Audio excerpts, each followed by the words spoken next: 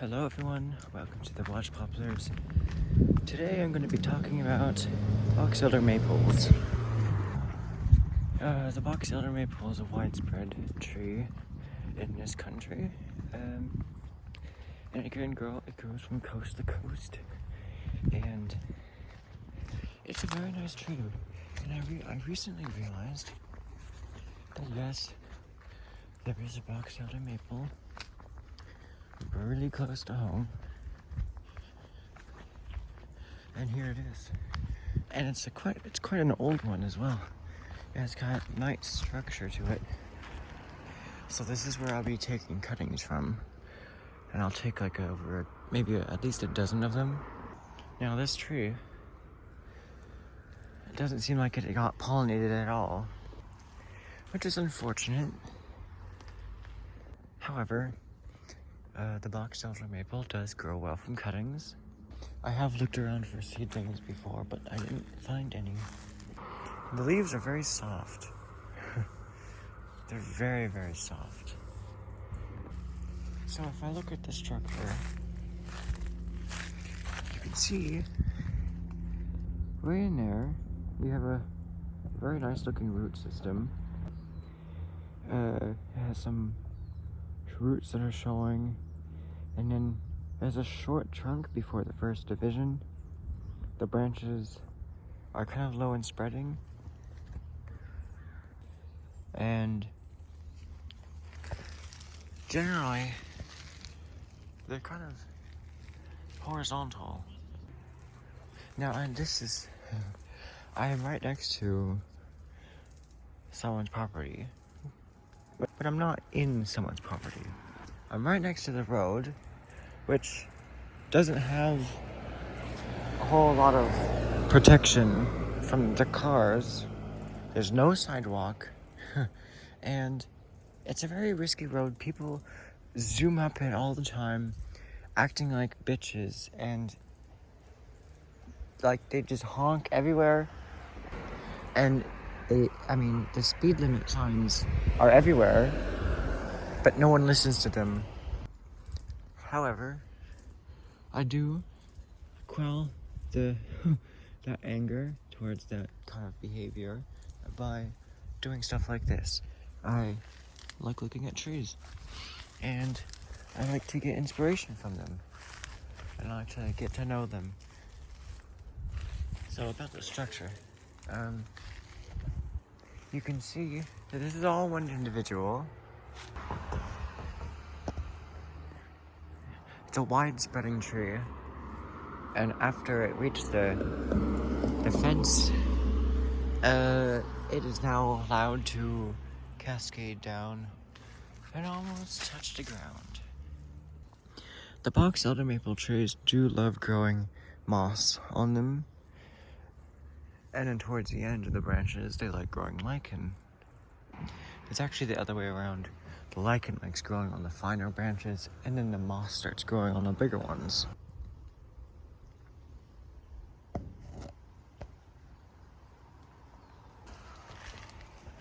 Now, I wish I can get closer, but I can't. But that's fine, because I can see plenty right here. And it's an old tree. It's quite an old tree. It has some nice movement and lots of character on the main trunk. And I'm glad that this tree hasn't been removed. It's not growing in a bad place. But I'd like to show you this tree before, I don't know, anything does happen to it, because I hope that doesn't happen. I want this tree to stay here. I don't want this place to become the property of another person. I don't want to keep seeing the expansion of houses and just the cutting down of trees. As much as it is important, it's really tiresome to see. And that's one of the reasons I hope to move north, where there's less fire risk, and there's there's just more wild areas. This little area should be a little nature area where, because there's a nice creek going through here. It's a little seasonal creek. There's not much moisture, but there is enough moisture for a boxelder maple and these plum trees that are native. So I'll go here in winter, late winter, and I will come here with my scissors and I would collect some cuttings because I'll collect quite a lot, and they'll have to be from shoots that have a lot of energy, that have extended a lot this year. So maybe like that. I'm not really sure if I wanted to collect ones like this that are shorter. That one's about to stop growing. One like this might be good. None of these buds formed branches, they just formed flowers. Now, I did get my original one from a stump that was going too close to the road on our property, and that had to get cut down. It was cut down in September. It was already rotting from the inside out. And it was cut in September and it never came back because it was cut at the wrong time of the year. But it was going too close to the road. And I saved a few cuttings.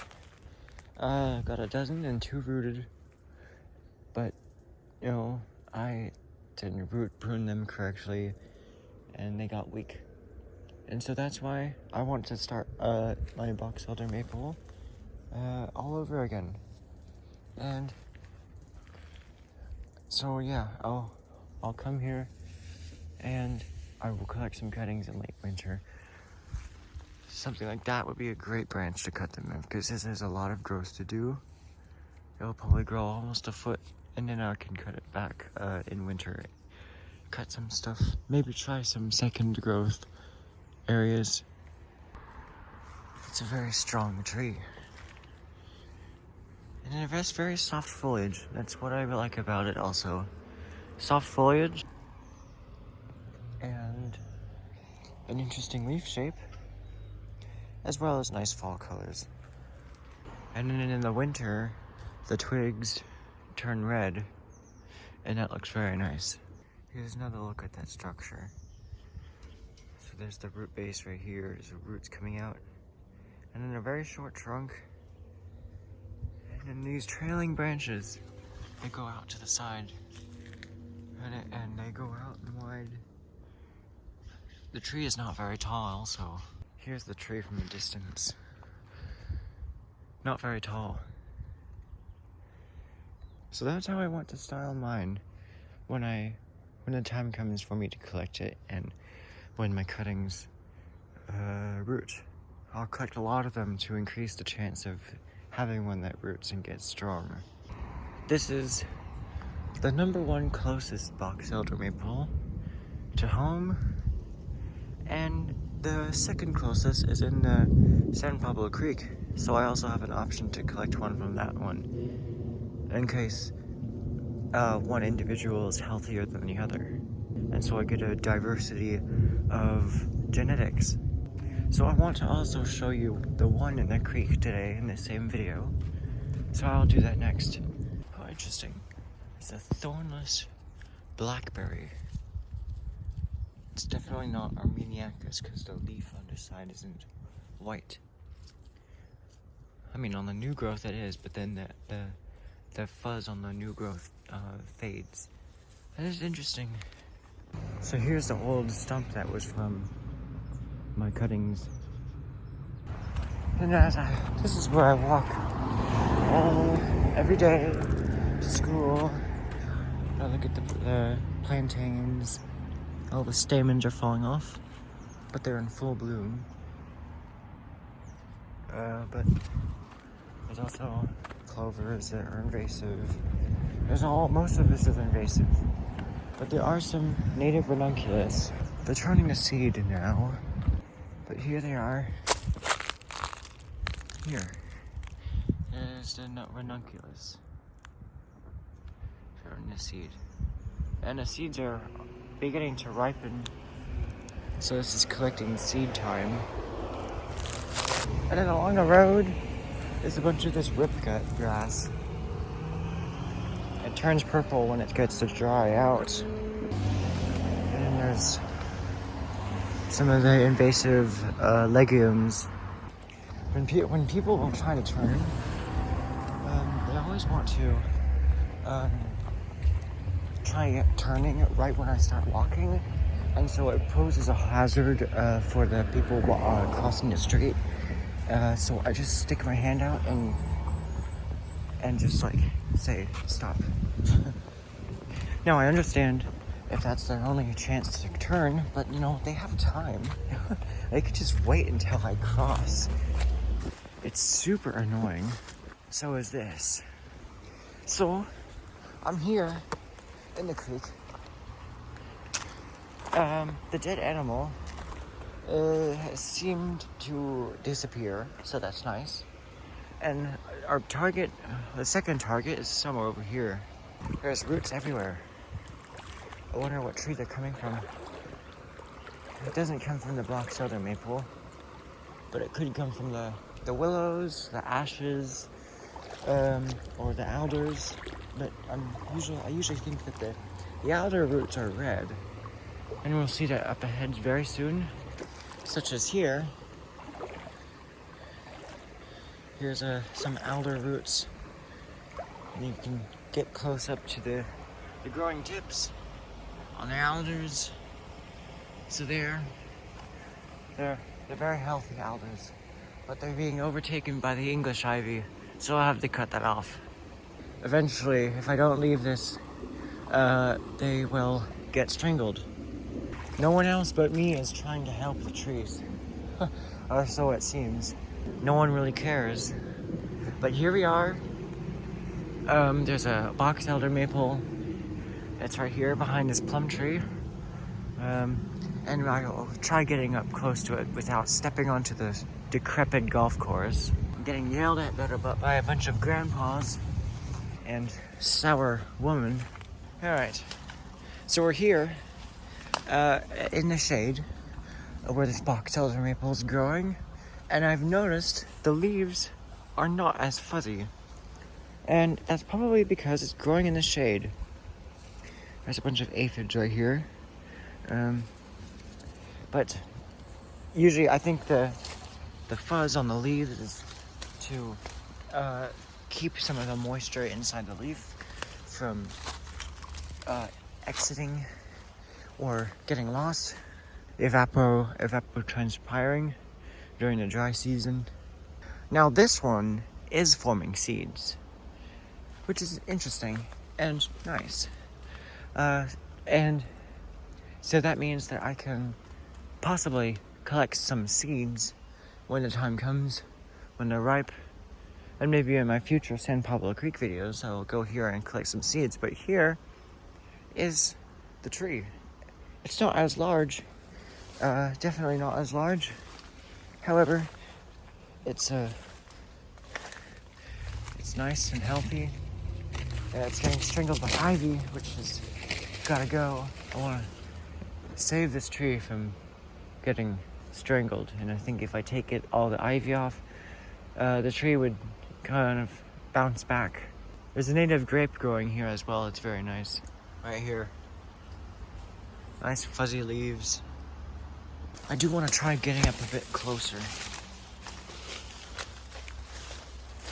I'm right next to the property of the golf course, but I'm not in the golf course property. So here, you got a Boxelder maple having like these native grapes crawling all over it. It's very nice. Very, very nice texture of the leaves. Very fuzzy. Again, this kind of grape has adapted itself to the hot and dry, even though it grows near the rivers. If it dries out, it has these leaves that have very fuzzy surfaces on them. It's very dense fuzz, so that they don't evapotranspire too much. This grape turns yellow and red in fall. So I want to also get a cutting of this native grape to add to my collection. So here, out in the exposed a bit area, the leaves are a bit more fuzzy, but not by a whole lot. I wish the native grapes would take over this place instead of the ivy.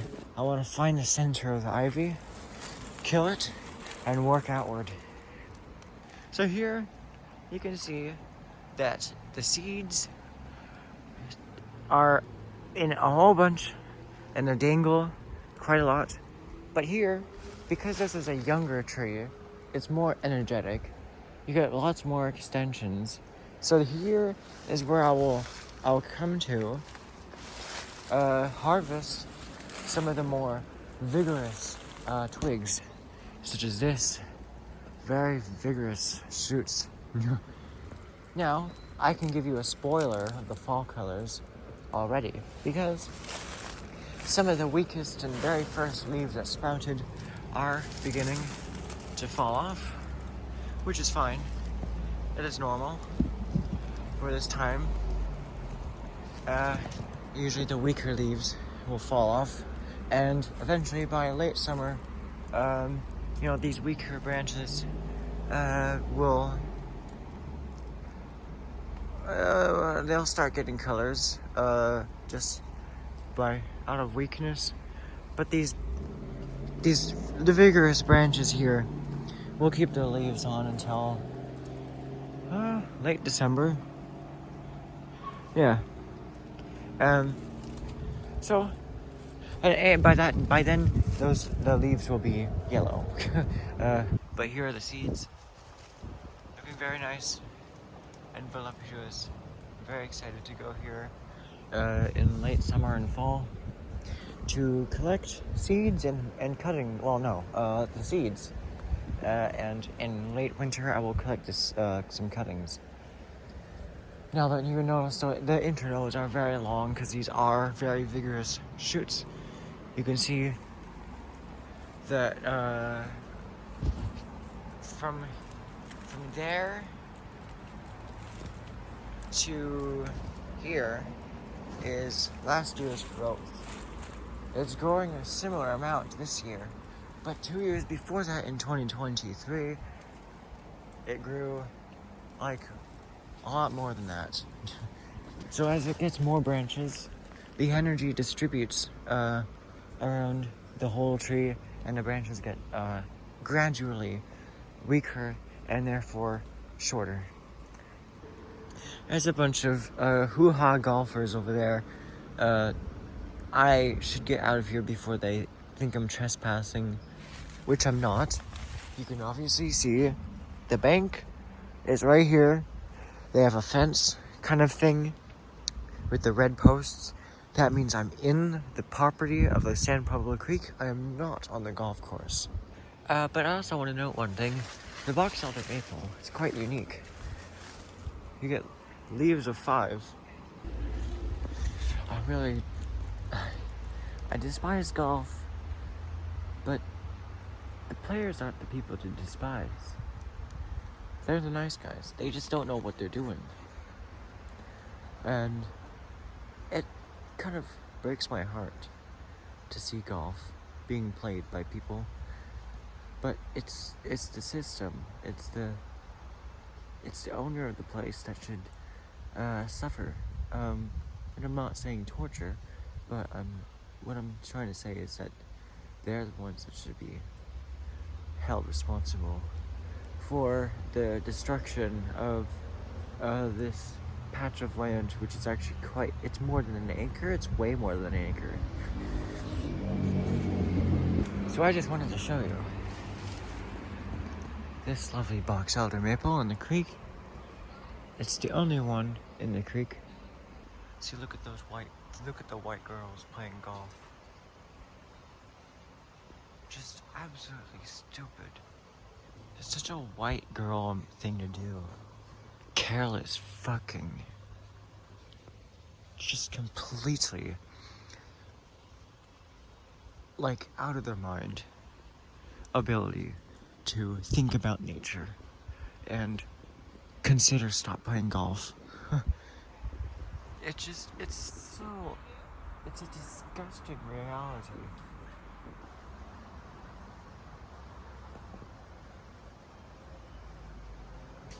Look at them.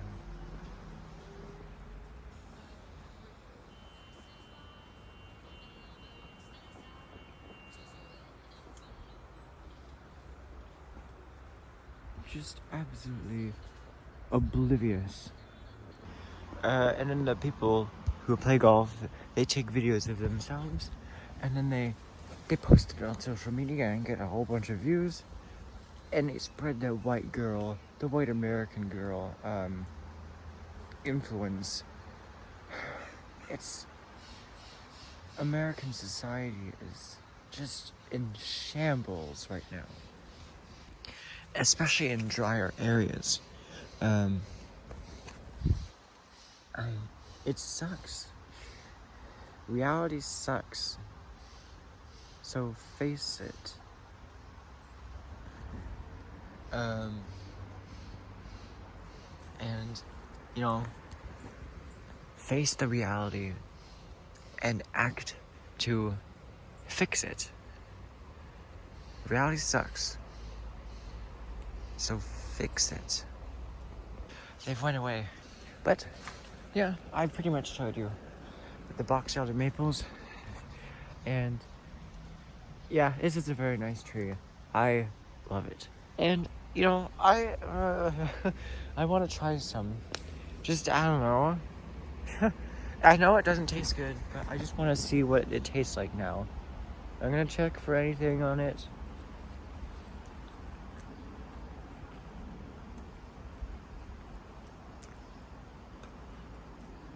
It tastes like the smell of a hot spring. And then now it tastes like sour, like bad spinach. Like a spinach has gone bad. It's sour. It's not very good. It doesn't taste good at all. Yeah, it was nasty taste. I would not do that again. Well, but I'm glad I tried. I've tried it a few times before. And one of the leaves, god damn it, one of the leaves was from my bonsai, but I tried it twice, because the first time it tasted like Pete's coffee, and then the second time it tasted like the taste I just tasted now. It is not great. But if you just want to be creative and funny, that's one way to appreciate what's around you.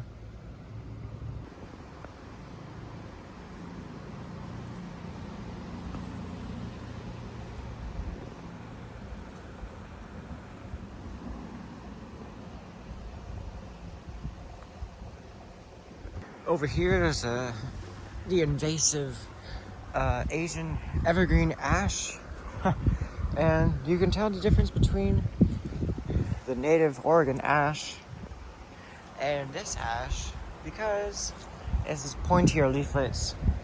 They're longer, and during fall this stays green and this turns yellow, and these turn yellow starting in October or late October, and they finish by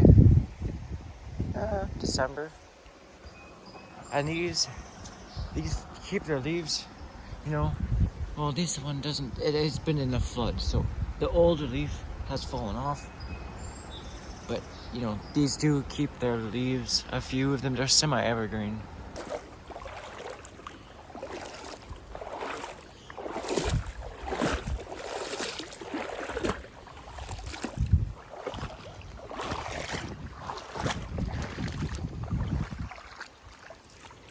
So this is where the dead animal was, right where I'm standing. And I don't know where it went. Could have been removed, could have been dragged away by another predator, but I don't know.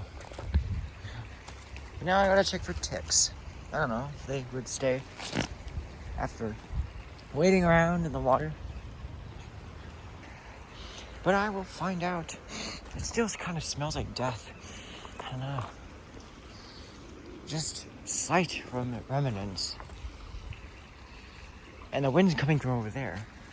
But I don't need to tour you around the creek yet. Just like a bit more than 10 days remaining until I can do that. And that will be the last day of school.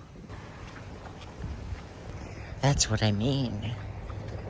They always speed with reckless driving. But honestly, I do think that cops that identify as female, as a woman, they're kind of badass. I honestly think female cops are badass.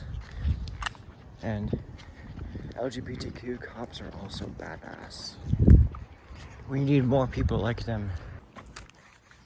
Anyway, thanks for joining me here among the watch poplars.